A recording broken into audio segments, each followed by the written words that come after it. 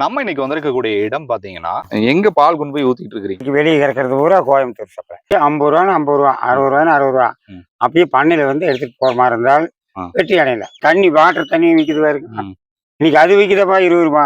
இன்னைக்கு இத்தனை மாடு வெட்டு கஷ்டப்பட்டு மேய்ச்சி கொண்டு வந்து நம்ம பண்ணி 1 லிட்டர் பால் வந்து 31 ரூபா 32 ரூபாய் தான் கொடுக்குறாரு. 1 லட்சம் ரூபா விட்டு மாடு வாங்கி பொருள் வாங்கி இத்தனையும் பண்ணி ஒண்ணுமே கட்டுப்படி. டைரக்ட் சப்ளை தான் நீங்க பண்றீங்க. உங்க மாட்டுல மட்டுமே உங்களுக்கு நல்ல ஒரு வருமானம் தான். 7500 ரூபா. 7500 ரூபா ஒரு நாளைக்கு உங்களுக்கு. மாசத்துக்கு வந்து 2.5 லட்சம் ரூபா வருமானம். 2.5 லட்சம். இது போக நீங்க வீட்டுகளுக்கும் பால் கறந்து அங்கேயே நீங்க கொடுத்துட்டு இருக்கீங்க. அங்கேயே கொடுத்து அது ஒரு நாளைக்கு 300 லிட்டர். 450 லிட்டர் போயிட்டு இருக்கு. அப்போ அதுல எவ்வளவு வருமானம் நிக்குங்கய்யா? அது லிட்டருக்கு நம்மளுக்கு வந்து 5 ரூபா தான் நிற்கும். எல்லாம் பெட்ரோல் சார்ஜ் ஆள் கூலி எல்லாம் போகும். மாசம் எப்படி இருந்தாலும் 50 ரூபா நிற்கும். 50 ரூபா நிற்கும். ஒரு 2 லட்சம் ரூபாய்க்குள்ள ஒரு வருமானம் இதுல நீங்க எடுக்க முடியும். இப்போ எடுத்துட்டு இருக்கிறோம். இந்த செட்டு போட்டு 1.5 வருஷம் ஆச்சுங்க. நிறைய பேரு 1.5 லட்சம் 2 லட்சத்துக்கெல்லாம் செட்டு போட்டவங்களா இருக்கு. 5 லட்சம் போட்டுவீங்களா காத்து வாங்கிட்டு இருக்கிறாங்களே. இது என்னங்க அது? அது வச்சாதான் பாலே கொடுக்கும். நான் படிப்பு வந்து 5வது தான். 5வது தான் படிச்சுக்கிறீங்க. ஒரு பேச்சுக்கு சொல்றேங்க. இப்போ நிறைய பேர் காலேஜுக்கு போறதே ஒரு 2 டிகிரி 3 டிகிரி எல்லாம் வாங்கி படிக்கிறாங்க. 20,000 30,000 தான் சம்பளம் வாங்குறான்னு வைங்க. அவங்களுக்கு நீங்க வந்து மிகப்பெரிய முன்னுதாரணமா இருக்கீங்க. 5வது படிச்சாலும் உங்களுடைய மாத வரணும் ஒரு 1.5 லட்சத்துக்கு மேல இருக்குங்கிறத நீங்க பதிவு பண்ணி 1.5 லட்சம் ரூபா எடுக்கிறீங்க. வந்து நம்ம கஷ்டப்படணும். ஐயோ சாணி தொட்டாகாது, மாட்டு தொட்டாகாது, நம்ம அசிங்கரமா இருக்குது, அதெல்லாம் பார்த்தோம்னு சொன்னா நம்ம சம்பாதிக்க முடியாது. கஷ்டப்படணும். நீங்க எத்தனை நாள் படிச்சாலுமே உங்களுக்கு கொடுக்குறது தான் கொடுக்கும். நம்ம சொந்த தொழில் முன்னேற்றம் கொடுக்கும். மாட்டை நம்பலாம், கடைசிக்கு ஆட்டை நம்பலாம். மாடு அப்படின்னா அதுல வந்து கிளை தொழில்கள் நிறைய இருக்குது. கன்றை வந்து விற்கலாம், பாலை வந்து எடுத்து விற்பனை செய்யலாம். இந்த மாதிரி மாடு மூலமா என்னென்ன தொழில்கள் செய்யலாம் அப்படிங்கிறது உங்களுக்கு தெரிஞ்சு சொல்லுங்க. 15 மாடுகள் வச்சிருக்காருங்க. 13 மாடுகள் வந்து கறவைத்தன்மையில் இருக்குது, 2 மாடுகள் வந்து சினைத்தன்மையில் இருக்கு. சோ இவர் தன்னுடைய மனைவியுடன் இணைந்து இந்த பண்ணையை வந்து எப்படி ஆரம்பிச்சாரு, ரோஹித் பண்ணை அப்படிங்கிற இந்த பண்ணையை வந்து எப்படி ஆரம்பிச்சாரு, இதுல வந்து எவ்வளவு வருமானம் அப்படி எடுக்கிறாரு அப்படிங்கிறத நம்ம அவர்கிட்ட கிளியரா கேட்டு தெரிஞ்சுக்கலாம். ஐயா வணக்கங்கய்யா. வணக்கம் ஐயா. உங்க பேரு உங்களை பற்றி ஒரு சிறிய அறிமுகத்தை சொல்லுங்கய்யா. நம்மளுக்கு பேர் வந்து துரைசாமி, பெரிய துரைசாமி. பால்கார் துறைன்னு எல்லாருமே சொல்லுவோம். சரிங்க. வந்து இதுல வந்து நான் கண்ணுக்குட்டி வாங்கி வளர்த்தி அப்புறம் அதுலயே பெருக்கி அப்புறம் மறுச்சும் இப்ப மீண்டும் லோனை போட்டு பண்ணை ஏற்பாடு பண்ணிட்டு திரும்பவும் லோன் போட்டு பண்ணை ஏற்பாடு பண்ணி. சரிங்க. இப்போ நீங்க என்ன படிச்சிருக்கீங்க? நான் படிப்பு வந்து 5வது தான். 5வது தான் படிச்சுக்கிறீங்க. ஒரு பேச்சுக்கு சொல்றேங்க. இப்போ நிறைய பேர் காலேஜுக்கு போறதே ஒரு 2 டிகிரி 3 டிகிரி எல்லாம் வாங்கி படிக்கிறாங்க. படிச்சுட்டு ஒரு கம்பெனிக்கோ 20,000 30,000 தான் சம்பளம் வாங்குறான்னு வைங்க. அவங்களுக்கு நீங்க வந்து மிகப்பெரிய முன்னுதாரணமா இருக்கீங்க. 5வது படிச்சாலும் உங்களுடைய மாத வரணும் ஒரு 1.5 லட்சத்துக்கு மேல இருக்குங்கிறத நீங்க பதிவு பண்ணி 1.5 லட்சம் ரூபா எடுக்கிறீங்க. அதை பத்தி சொல்லுங்க. அப்ப படிச்சவங்க எல்லாம் இது மாதிரி ஆரம்பிச்சா எப்படி ஜெயிக்கலாம் அப்படின்ட்டு. படிச்சவங்க எல்லாம் வந்து நம்ம கஷ்டப்படணும். நம்ம வந்து கஷ்டமா ஐயோ சாணி தொட்டாகாது, மாட்டு தொட்டாகாது, நம்ம அசிங்கரமா இருக்குது, அதெல்லாம் பார்த்தோம்னு சொன்னா நம்ம சம்பாதிக்க முடியாது. கஷ்டப்படணும். நான் சிறுதே கஷ்டம். அதனால வந்து என்னங்கிறேன், நம்ம கஷ்டப்பட்டா கொடுக்கும். நீங்க எத்தனை நாள் படிச்சாலுமே உங்களுக்கு கொடுக்குறது தான் கொடுக்கும். இது வந்து நாம வந்து கஷ்டப்பட்டு பண்டங்கண்டிலே நம்ம சொந்த தொழில் வந்து நம்ம முன்னேற்றம் கொடுக்கும். மாட்டை நம்பலாம், கடைசிக்கு ஆட்டை நம்பலாம். மித்த தொழில் நம்ம அடிமை தொழில் எத்தனை நாளைக்கு இருந்தாலும் அடிமைதான். சொந்த தொழில் மாடு கண்ணுல நாம செய்யலாம். வெட்ட வழியில தான் கட்டி இருக்கிறீங்க. ஆமா, வெட்ட வழியில தான். ஒன்றும் பிரச்சனை இல்லை. நல்லா காத்தோட்டம் இருக்கும் மாட்டுக்கு. அப்படியே ஒரு குச்சி போட்டு லைனா அதுலயே கட்டிக்கிறீங்க. ஆமா, குச்சி போட்டு அப்படியே படுத்துங்க. ஒன்றும் பிரச்சனை இல்லை. எத்தனை வருஷமா மாடு வளர்த்திட்டு இருக்கீங்க? மாடு நான் 20 வருஷம் வச்சிருக்கேன். 20 வருஷம். இப்பதான் பண்ணை ஓபன் பண்ணிக்கிறேன். நம்ம பண்ண பேர் என்னங்கய்யா? ரோஹித் பண்ணை. பையனோட பேரே வச்சிட்டீங்கன்னு நினைக்கிறேன். ரோஹித் பண்ணை. ஓகே. இப்போ பண்ணை அப்படிங்கிறது வந்து ஒரு 2 மாடு 3 மாடு வச்சாலாம் ஆரம்பிக்க முடியாது. ஒரு 10 மாடு 20 மாடு வச்சாதான் ஆரம்பிக்க முடியும். 10 மாட்டுக்கு மேல 20 மாடு இருக்கும். அதுதான் பண்ணை. 10 மாடு இருக்கிறதே கண்டிஷன் கம்மி. நம்மளுக்கு வந்து அளவாத்தான் நமக்கு கொடுக்கும். ஒரு 20 மாடு இருந்ததுன்னா ஒரு 2 ஆள் நல்லா பார்த்து இது பண்ணு. இப்போ நம்ம கிட்ட எவ்வளவு மாடு இருக்குங்க? நம்ம கிட்ட 13 மாடு இருக்கு. 13 மாடு என்னென்ன இனத்துல வாங்கியிருக்கீங்க? இல்ல எல்லாம் கலப்பின மாடுகளா இல்ல எப்படிங்க? எல்லாம் ஜாதி மாடுக்கு தான். பூராமே ஜாதி மாடுக்கும். எல்லாமே ஒரு சிண்டிபேட்டு வந்து ஒரு 2-3 மாடு, அப்புறம் எல்லாமே ஜாதி மாடுக்கும். ஒன்றும் பிரச்சனை இல்லை. ஓகே. இப்போ இந்த மாடுகள்லாங்க இந்த ஏரியாலாம் இப்போ செட் ஆயிருச்சுங்களா? நல்லாவே இந்த ஏரியாவுக்கு இந்த மாடு தான் செட் ஆகுது. வேற மாடு ஒன்றும் செட் ஆகாது. வேற வந்து இது பெரிய மாடுகள்லாம் வந்து நம்ம இது வந்து வெப்பமான ஏரியாவுது. வெப்பமான ஏரியாவில் வந்து பெரிய மாடுக்கு தாங்காது, ம் கூலிங்கில் தான் இருக்கணும். ம் இதுகள்லாம் கேரளா, மைசூர், பெங்களூர் சரி இருக்க மாடுகள்லாம் இங்கே வந்து இருக்காது. ம் இதுக்கு வந்து செட் ஆயிடும். நல்லாவே செட் ஆயிரும். இதுக்கு ஆ. தான் செட் ஆகும் நம்மளுக்கு. இப்ப நீங்களும் அக்காவும் தான் பாத்துக்கிறீங்க. நான் 2 பேர். 2 பேர் தான். வேற யாரும் ஆளெல்லாம் நீங்க ஆளெல்லாம் ஒன்றும் இல்லை. ஆ. அது போல நான் மெயினாக அக்கா தான் பார்க்குது. ம். அக்கா தான் பாத்துக்கிறாங்க. அக்கா தான் பார்க்குது, ஒரே அம்மா பார்க்குது. நான் வந்து அப்பப்போ வருவேன், போவேன், கொண்டு வருவேன். ஆ. அப்புறம் அது போக வெளியே பால் கறக்க போவேன். ம். வெளியே 2 நேரம் ஒரு 300 லிட்டர் வெளியே பால் கறக்கு. வெளியே. நம்மளதுல எவ்வளவு பால் எடுக்கிறீங்க நம்மளுக்கு 150 லிட்டர் வரும் ஒரு நாளைக்கு? அதாவது 13 மாடு இருக்குது. கறவை மட்டும் எவ்வளவு சொன்னீங்க? 11 உருப்படி. 11 உருப்படி கறவை. 2 மாடு சேனை. அப்போ ஒரு மாட்டுக்கு எவ்வளவு லிட்டர் பால் வந்து எடுக்க முடியுதுங்க? 2 நேரம் சேர்ந்து ஒரு 5 லிட்டர் இருக்குது இப்போ. 15 லிட்டரு. ம். பரவாயில்லைங்க. அதான் ஒரு ஹெச்எப் மாட்டுக்கு இணையா நம்மளோட சிந்து பீட்டு நாட்டு ரக மாடுகளும் எடுக்குது இல்லைங்களா? நாட்டு ரகம். ஆமா ஆமா. பெரிய விஷயம் தாங்கய்யா. 150 லிட்டர் அப்படிங்கும்போது எங்க பால் கொண்டு போய் ஊத்திட்டு இருக்கிறீங்க? பால் இது வந்து சொசைட்டிக்கு போகுது ஒரு 150 லிட்டரு. பாக்கி வெளியே கறக்கிறது பூரா கோயம்புத்தூர் சப்ளை. கோயம்புத்தூர் நீங்களே கொண்டு போய் கொடுத்துருவீங்களா? இல்ல வண்டி வரும். வண்டியில் நீங்க கொடுத்துருவீங்க. இப்போ டைரக்ட் சப்ளை தான் நீங்க பண்றீங்க? ஆமா, டைரக்ட் சப்ளைங்கும் போது எவ்வளோ லிட்டருக்கு வந்து உங்களுக்கு கொடுக்குறீங்க? லிட்டருக்கு நம்ம இங்க 30 ரூபாய்னா அங்க 50 ரூபாய்னு கொடுக்குறோம். 30 ரூபாங்கிறது 20 ரூபா கிடைக்கும் நம்மளுக்கு. 20 ரூபா கிடைக்கும். பரவாயில்லைங்களா?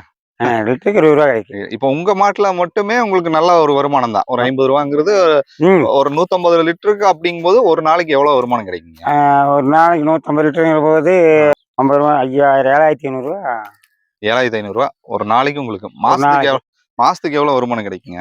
மாசத்துக்கு வந்து 21,000 2.5 லட்சம் ரூபா வருமானம். 2.5 லட்சம் ஒரு மாசத்துக்கு உங்களுக்கு வருமானம்? இந்த மாடு ஒரு 2.5 லட்சம் ரூபா. 2.5 லட்சம் ரூபா. 2.5 லட்சம் ரூபா நம்மளுக்கு நம்ம எல்லாம் பாக்குறோம், கொடுக்கும்.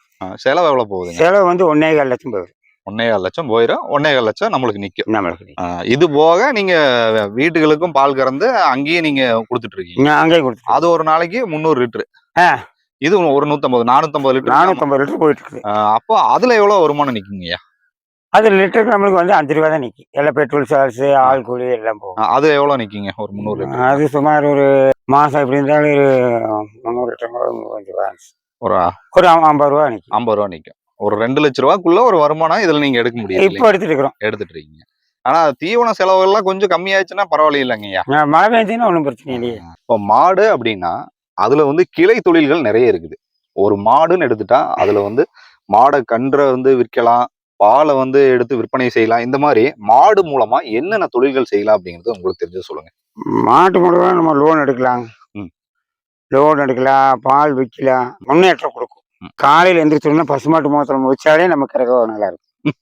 அன்னைக்கு நாளே நல்லா இருக்குங்கிறீங்க. ஆமா, ஒன்றும் பிரச்சனை இல்லை. ஆண்டி காலேஜ் படிச்சா என்ன பண்ண முடியுங்க? காலேஜ் படிச்சாச்சுன்னா என்னவாங்கன்னா, நான் முடியாது, எனக்கு வந்து அப்படியாச்சு இப்படியாச்சு, எனக்கு பைக் வாங்கி கொடு, எனக்கு சைக்கிள் வாங்கி கொடு, எனக்கு வண்டி வாங்கி கொடு.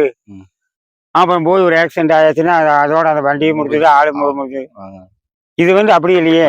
நம்ம கஷ்டப்பட்டு மேய்க்கிறோம், பால் கொடுக்குது, நம்ம தொழில் முன்னேற்றம்.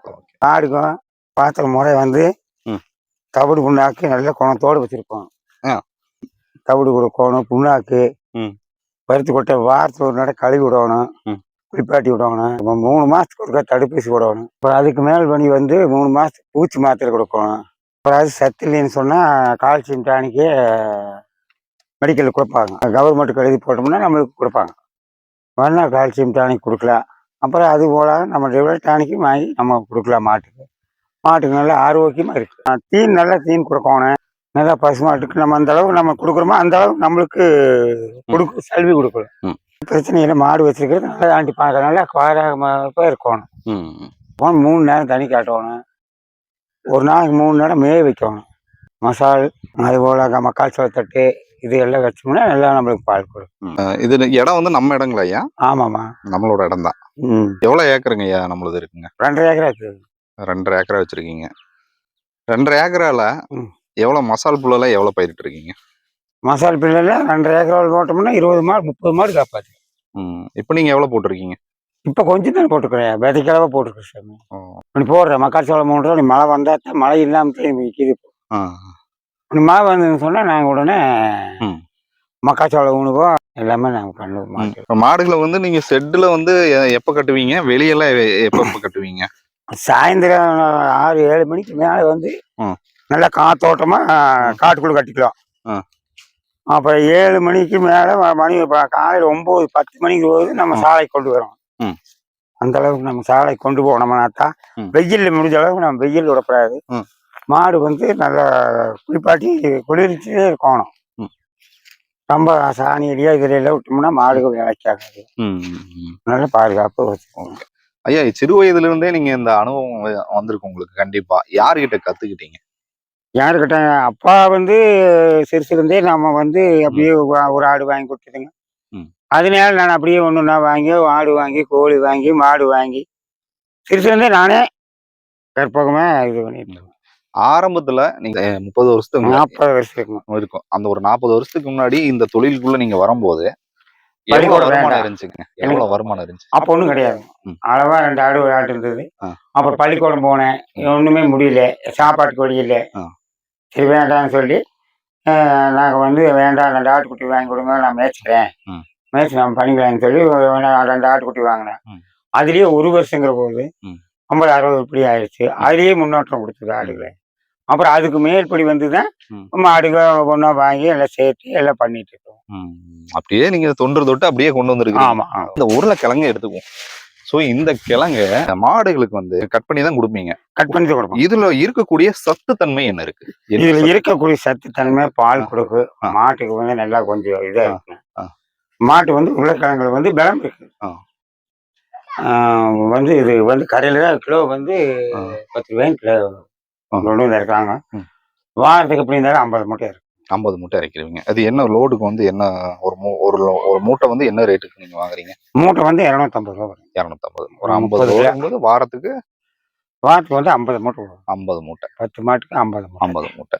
இத வச்சு நீங்க மாடுகள் மாட்டுல தானே மேய்ச்சலுக்கு குடுத்து போறீங்களா? மாடு மேய்ச்சலுக்கு மேய்ப்பு இல்லைங்களே, மழை இல்லை. கட்டி வச்சு தான் போறோம். கட்டி வச்சுட்டே மேவு. நீ வருது உருளைக்கிழங்குது. ஆ. மாட்டுக்கு காலையில் 5 கிலோ, ஆ. மத்தியானம் சாயந்தரம் 5 கிலோ, ம். 10 கிலோ. காலையில் வந்து தட்டு 1 கிலோ. ம். அவ்வளோதான். சரி போகுது. சரி, நம்ம செட்டு பார்க்கலாங்களா ஐயா? வாங்க. இந்த செட்டு போட்டு 1.5 வருஷம் ஆச்சுங்க. 1.5 ஆண்டுகள் ஆயிருச்சு இல்லைங்களா? 1.5 ஆண்டுகள். 1.5 வருஷமா இந்த சிம்பிளான ஒரு செட்டிலேயே நீங்க மெயின்டைன் பண்ணிக்கிறீங்க இல்லைங்களா? ஆமாங்க, ஆமாங்க. பெருசா ஒன்றும் செலவு பண்ணல. அதுவே பெரிய விஷயம் தான். ஆமாங்க. நிறைய பேரு 1.5 லட்சம் 2 லட்சத்துக்கெல்லாம் செட்டு போட்டவங்களா 5 இருக்காங்க. லட்சம் போட்டுவீங்களா காத்து வாங்கிட்டு இருக்கிறாங்களே. நம்ம பரவாயில்லைங்க. உங்க அனுபவம் நிறைய பேர் இதை பண்ண முடியாம தவிக்கிறாங்க. ஆமாமா. மாட்டுக்கு சொரியதட்டு இருக்கு. எனக்கு இல்லை, இது சும்மா இது தேய்க்குங்க. ம். தப்பாக்குள்ள கால் வச்சுக்கிறியா? அந்த மாடு வழியா? இது என்னங்க அது? இது வந்து புழக்க, பீர் வேஸ்ட்டு, பருத்தி கொட்டைங்க. புழுக்க, பீர் வேஸ்ட், பருத்தி கொட்டை, மாட்டு தீவனம். இது எல்லாமே சேர்த்து வைக்கிறீங்க. ஆமாங்க. ம். இது எல்லாமே. அது வச்சாதான் கொஞ்சம் ஆரோக்கியமா இருக்கும் இல்லைங்களா? ஆமா ஆமாங்க. இது வச்சாதான் பாலே கொடுக்கும். இல்லாட்டி அவ்வளவுதாங்கிறீங்களா? இல்லைன்னா அவ்வளோதாங்க. நம்மளுடைய செட்டு பாத்தீங்கன்னா தகர செட்டு தான் போட்டிருக்கீங்க. தகர செட்டு. சைட்ல ஓலை இதெல்லாமே செட் பண்ணி சைடுல இல்ல உள்ளே மோளை கொடுத்துருக்கோம் பாருங்க. இந்த ஈட்டு இறங்காம இருக்கு. அதுக்காக நீங்க பண்ணிருக்கீங்க. ஈட்டு வந்து இறங்காது. வந்து மேல வந்து ஈட்டு இறங்காது. இறங்காது. இதுக்கு எவ்வளவுங்க ஐயா செலவாச்சு? இதுக்கெல்லாம் ஒரு 30,000 35,000 தான். ரொம்ப சிம்பிளான ஒரு செட். ரொம்ப சிம்பிளா சிறுகி கட்டி பருகு வாழுங்கிற இது மாதிரி. நம்ம சும்மா பெருசா ஒரே முட்டை ஆடமா பண்ண வேண்டாம். இன்னொரு வருஷம் போன கடைசியில் வேணா நல்லா கொஞ்சம் நீட்டா பண்ணுங்க. ஐயா, இதுல மழையெல்லாம் வந்துச்சுன்னா எது மாடுகளுக்கு தண்ணி எல்லாம் எதுவும் படாதுங்களா? ஒன்றும் படாதுங்க. அந்தல படல் கட்டியாச்சு. அந்தலையும் வராது. இது வந்து தன்மையா இருக்கிறங்காட்டிக்கு இது மழை வந்தாச்சுன்னா தண்ணி விடமா. ஓகே ஐயா, இப்போ இறுதியா ஒரு கேள்வி கேட்டுக்கிறேங்க. ஒரு மாட்டு பண்ண ஆரம்பிச்சு உங்களை மாதிரியே அதுல வெற்றி பெறணும்னா நம்ம எப்படி பண்ணா அதுல ஜெயிக்க முடியுங்க? மாட்டு பண்ணை ஆரம்பிச்சோம்னு சொன்னா நம்ம வந்து பால் வந்து நம்ம விற்பனைக்கு போகணும். இதே சொசைட்டிக்கா இல்லை கை மாத்திரக்கு இதெல்லாம் ஆகாது. வந்து பாட்டிக்கு 50 ரூபான்னு 50 ரூபா, 60 ரூபான்னு 60 ரூபா. அப்படியே பண்ணையில வந்து எடுத்துட்டு போற மாதிரி இருந்தால் வெற்றி அடையல. அது இருந்தாதான் வெற்றி அடைய முடியும். இல்லைன்னா கஷ்டம். இல்லைன்னா முடியாது. இன்னைக்கு போற போக்குங்க, இன்னைக்கு புண்ணாக்கு தோடு விற்கிற வேலைக்கு, இன்னைக்கு தீவனம் கொடுக்குற வேலைக்கு ஒண்ணுமே கட்டி முடியாது. 35 ரூபா கொடுக்குறாங்க கவர்மெண்ட் சொசைட்டில, 33 ரூபா கொடுக்குறாங்க. வேஸ்ட். ஒரு படி பால் வந்து இன்னைக்கு தண்ணி வாட்டர் தண்ணி விற்கிது பாருங்க. இன்னைக்கு அது விற்கிதப்பா 20 ரூபா. ஆமா, 1 லிட்டர் 20 ரூபா. இன்னைக்கு இத்தனை மாடு வெட்டி கஷ்டப்பட்டு மேய்ச்சி கொண்டு வந்து நம்ம பண்ணி 1 லிட்டர் பால் வந்து 31 ரூபா 32 ரூபா தான் கொடுக்குறாரு. ம். அந்த மாடு 1 லட்சம் ரூபா கொடுத்து மாடு வாங்கி பொருள் வாங்கி எத்தனையும் பண்ணி ம். இது கவர்மெண்ட் கொடுக்கறது ஒண்ணுமே கட்டுப்படி வர மாட்டேங்குது. கட்டுப்படியாகாது. அதனால நீங்க சொல்ற மாதிரி நம்மளே சுயமா சொந்த தொழில் மாதிரி மாதிரி பண்ணணும்னா பண்ணோம்னா ஜெயிக்கலாம். கவர்மெண்ட் பார்த்து நம்மளுக்கு கொஞ்சம் உதவி பண்ணா வேணா ஆ. நம்ம உதவி பண்ண முடியும். இதுல நீங்க டெய்லி உங்களுக்கு வேலை இருந்துட்டே இருக்கும். டெய்லி வேலை 30 நாள் இருக்குனாலும் வேலை இருக்கும், 31 நாள் இருந்தாலும் இருக்கும். இருக்கு. அப்போ ஒரு நாளைக்கு வந்து எவ்வளவு நேரம் இதுக்கு நீங்க உழைப்பு வந்து செலுத்துறீங்க? நைட் 9 மணி வரைக்கும் நல்லா வண்ணாங்கால் போட்டு மேய்ச்சி எல்லாம் இதுக்குள்ளேயே தான். இல்ல காலையில வந்து நீங்க எப்படி ஒரு 4 மணிக்கு எந்திரிச்சிருவீங்களா? 3 மணிக்கு எந்திரிச்சு 3 மணிக்கு எந்திரிச்சிருவீங்க. எல்லா பால் எல்லாம் கறந்துட்டு அங்கேயும் போய் கறக்கணும். ஆமா 3 மணிக்கு எந்திரிச்சு இது 5 மணிக்கு கறவை முடிச்சு பால் அங்கங்க விட்டு போட்டு அப்புறம் நான் வெளியே போனா 9 மணிக்கு தான் வீடு வருவோம். 9 மணி ஆயிருது. அந்த 9 மணிக்கு வந்தா தான் வந்து நீ மாட்டுகளுக்கெல்லாம் இதெல்லாம் பார்த்து இல்லைக்கா ரிட்டர்ன் 1 மணிக்கு கறக்கும். அப்புறம் 3 மணிக்கு ரிட்டர்ன் கரை வரும். 2 மணிக்கு கரை போகும். சரிங்க. உங்களோட அதாவது ரெஸ்ட் எடுத்துட்டு இருந்த ஒரு டைம்ல எங்களுக்கு மாட்டு பண்ணை அனுபவத்தையும் எப்படி மாடு வளர்த்தா ஜெயிக்கலாம் அப்படிங்கிறதையும் விளக்கமா சொன்னதுக்கு ரொம்ப நன்றிங்க. ரொம்ப நன்றி. ஓகே. தொடர்ந்து நம்ம சிவாரம் டிவிக்கு ஆதரவு கொடுங்க. ஏன்னா தொடர்ந்து நம்ம மாட்டு பண்ணை வந்து எப்படி ஆரம்பிச்சா அதுல வெற்றி அடைய முடியும். சின்ன சின்ன விஷயங்கள் தான். அந்த சின்ன சின்ன விஷயங்களையும் ஆமா ஒரே மட்டும் பரிசு போகணும்னா ஆள் முடியும். ஆமா தொடர்ந்து ஆதரவு கொடுங்க. டில் தென் பாய் ஃப்ரம் உங்கள் சிவா. நன்றி, வணக்கம்.